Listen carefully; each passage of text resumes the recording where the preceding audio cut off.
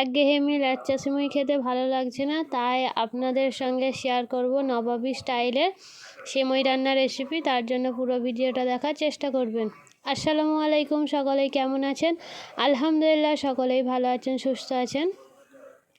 এখানে আমি লাচ্চাটাকে একদম হাতে ভেঙে একটু ছোট ছোট করে নিয়েছি। প্রথমে লাচ্চাটাকে ভেজে নেব, তার জন্য কড়াইয়ে দিয়ে দিলাম পরিমাণ অনুযায়ী ঘি। আপনারা যতটা লাচ্চা নেবেন তত পরিমাণ ঘি দিয়ে দেবেন। এখানে দেখতেই পাচ্ছেন আমি কতটা পরিমাণে লাচ্চাটা নিয়েছি। এটাকে ঘিয়ের সঙ্গে ভালো করে নাড়াচাড়া করে ভেজে নিতে হবে। যখন দেখবেন যে কালারটা একটু লাচ্চার কালারটা চেঞ্জ হয়ে গিয়েছে, তখন এটাকে তুলে নেবেন। এটাকে ভাজতে হবে একদম লো আঁচে। দেখুন কালারটা চেঞ্জ হয়ে এসছে, তখন এতে দিয়ে দিচ্ছি আমি চিনির গুঁড়ো।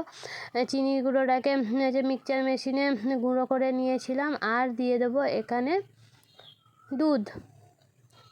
এখানে গুঁড়ো দুধ ব্যবহার করেছি যাতে স্বাদটা খুবই ভালো লাগে। এটাকে এবার খুব ভালো করে নাড়াচাড়া করে যাতে সবগুলো একসাথে ভালো করে মেখে যায়। 5 মিনিটের মতো এটাকে একদম হালকা আঁচে ভালো করে নাড়াচাড়া করে নেব, যাতে দুধ বলে বোঝা না যায়। আর চিনিটাও যেন লাচ্চার সঙ্গে খুব ভালো করে মিশে যায়। দেখুন কেমন পুরোপুরি মিশে গিয়েছে আর কালারটাও কেমন চেঞ্জ হয়ে এসেছে। এটাকে এবারে তুলে নেব। যে পাত্রে রেডি করব তাতে তুলে নেব এটাকে। এটা যেটাই রাখবেন সেটা খুব বড়ও না হয় খুব ছোটও না হয়, একটু এইভাবে জায়গাটা নেওয়ার চেষ্টা করবেন। এটাকে দিয়ে এবার গ্লাসের সাহায্যে ভালো করে চেপে চেপে দিচ্ছি, লাচ্চাটা খুব ভালো করে এঁটে যায়।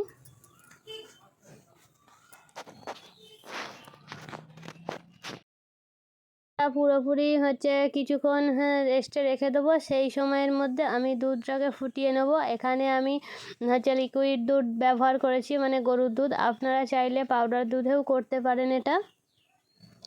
দুধটাকে ফুটাতে বসিয়ে এখানে নিয়ে নিচ্ছি পিস পাউরুটি। এখানে সাইডগুলোকে কেটে নেব। কেটে এটাকে খুব ভালো করে গুঁড়ো করে নেব হাতের সাহায্যেও। আপনারা চাইলে মিক্সচার মেশিন দিয়েও গুঁড়োটা করতে পারেন। এর সাইডগুলোকে ভালো করে কেটে দিচ্ছি। আর আপনাদের বাড়িতে যদি কাস্টার্ড পাউডার থাকে তাহলে কাস্টার্ড পাউডার দিয়েই এটা বানাতে পারেন। কাস্টার্ড পাউডার দিয়ে বানালে আরও স্বাদ হবে। যেহেতু আমার হাতের কাছে এখন কাস্টার্ড পাউডার নেই, তার পরিবর্তে এখানে আমি রুটি ব্যবহার করেছি। এটাকে হাত দিয়ে খুব ভালো করে গুঁড়ো করে নেব। মিক্সচার মেশিনের দরকার নেই। আর হাত দিয়ে গুঁড়ো করলে এটা যেহেতু নরম, তাই পুরোপুরি ভালোভাবে গুঁড়ো হয়ে যাবে। দেখতেই পাচ্ছেন কতটা গুঁড়ো হয়ে এসছে। এটাকে একটু সময় নিয়ে খুব ভালো করে গুঁড়ো করে নেব। দেখুন একদম ছোট ছোট মিহি হয়ে গিয়েছে। এবারে দুধটাকে খুব ভালো করে ফুটিয়ে নেব। ফুটে ফুটে যখন দুধটা একটু ঘন গাঢ় হয়ে আসবে, তখন সবগুলো উপকরণ এর মধ্যে দিয়ে দেবো। প্রথমেই দিয়ে দিলাম এখানে আমি গুঁড়ো দুধ দিয়ে দিলাম। গুঁড়ো দুধটা দিলে সত্যিই স্বাদটা খুবই ভালো হয়, তাই 3 চামচের মতো গুঁড়ো দুধটাকে দিয়ে একটু এই দুধের সঙ্গে ভালো করে মিশিয়ে নিচ্ছি। এবার দিয়ে দিচ্ছি চিনি। আপনারা চাইলে গোটা চিনিও দিতে পারেন। এখানে আমি তাড়াতাড়ির জন্য চিনিটাকে গুঁড়ো করে নিয়েছি, তাই চিনিটা দিয়ে একটু নাড়াচাড়ার পর যখন ভালো করে ফুটে গিয়েছে, তখন এতে দিয়ে দিলাম যেই পাউরুটিটা গুঁড়ো করে রেখেছিলাম, সেই পাউরুটিটা এর মধ্যে দিয়ে দিলাম। আপনারা পাউরুটির পরিবর্তে কাস্টার্ড পাউডারও দিতে পারেন। এটাকে এবার খুব ভালো করে 5 থেকে 7 মিনিটের মতো নাড়াচাড়া করতে হবে, যাতে পুরোটা একদম ঘন গাঢ় হয়ে যায়। পরিমাণটা এর থেকেও কমে আসবে, তাই 5 মিনিটের মতো এবারে গ্যাসের আঁচটা বাড়িয়ে ভালো করে ফুটিয়ে নেবে। এতটা পাতলা থাকবে না। দেখতেই পাচ্ছেন কতটা কমে গিয়েছে আর অতটাও পাতলা নেই। এই দেখুন ঘনত্বটা কেমন হয়েছে, মানে এটা পুরোপুরি রেডি হয়ে গিয়েছে। এবারে যেটাতে আমি সেমাইটা রেডি করব, তার মধ্যে এটাতে ঢেলে দেবো। যেই পাত্রের মধ্যে লাচ্চাটা রেডি করে রেখেছিলাম তার ওপরটায় এই হচ্ছে দুধের দিয়ে দেবো। দুধটা খুব ভালো করে হচ্ছে চারিদিকে মিশিয়ে দেব। এটা কিন্তু এমনিও খেতে দারুণ লাগে, একবার খেয়ে দেখবেন।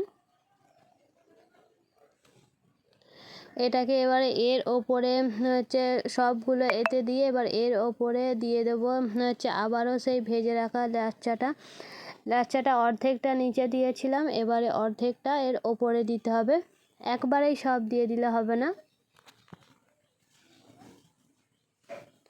সব দুধগুলো দিয়ে দেওয়ার পরে এরপরে ওপরে লাচ্চাটা দিয়ে দিচ্ছি। দেখুন অর্ধেক লাচ্চা নিচে দিতে হবে আর অর্ধেকটা ওপরে দিতে হবে। ভালো করে লাচ্চাটা ভালো করে বিছিয়ে চারিদিকে এরপরে হাতের সাহায্যে হালকা করে এটাকে চেপে চেপে বসিয়ে দেবো, যাতে একদম হচ্ছে খুব সুন্দরভাবে এটা রেডি হয়। হাতের সাহায্যে হালকা করে চেপে দিয়েছি। এরপরে এতে ওপর থেকে হচ্ছে ছড়িয়ে দেবো কাজু আর কিশমিশ। এই কাজু আর কিশমিশটা আমি কিন্তু ভেজেই এতে দিচ্ছি, ভাজার ভিডিওটা আপনাদের সঙ্গে শেয়ার করিনি। আপনারা ঘি দিয়ে হচ্ছে অল্প ঘি দিয়ে কাজু আর কিশমিশটা হচ্ছে ভেজে নেবেন, তাতে স্বাদটা খুবই ভালো হবে। এরপরে এটা হচ্ছে দেখুন পুরোপুরি রেডি হয়ে গেছে। 2 থেকে 3 ঘন্টার মধ্যে এটা ফ্রিজে রেখে দিতে হবে, যাতে হচ্ছে 2 থেকে 3 ঘন্টা ফ্রিজে রেখে দিলে এর স্বাদটা সত্যিই খুবই ভালো হয়ে যায়। আপনাদের হাতে যদি টাইম থাকে তো হচ্ছে 3 থেকে 4 ঘন্টা ফ্রিজে নর্মাল একদম টেম্পারেচারে ফ্রিজে রেখে দেবেন ঢাকনা দিয়ে। এটা পুরোপুরি রেডি হয়ে গিয়েছে। অবশ্যই হচ্ছে কমেন্ট করে জানাবেন যে এই নবাবী লাচ্চাটা আপনাদের কেমন লাগলো রেসিপিটা। আর যদি ভালো লেগে থাকে তাহলে অবশ্যই একটা লাইক করে চ্যানেলটাকে সাবস্ক্রাইব করে দেবেন। আর বাড়িতে বানিয়ে কমেন্ট বক্সে অবশ্যই জানাবেন যে আমার এই রেসিপিটি আপনাদের কেমন লেগেছে। বাচ্চা থেকে বড় দেখবেন যারা লাচ্চা খেতে পছন্দ করেন না, ঠিক এইভাবে হচ্ছে নবাবী লাচ্চা বানাবেন, দেখবেন খুবই ভালো লাগবে, সকলেই পছন্দ করে খাবে।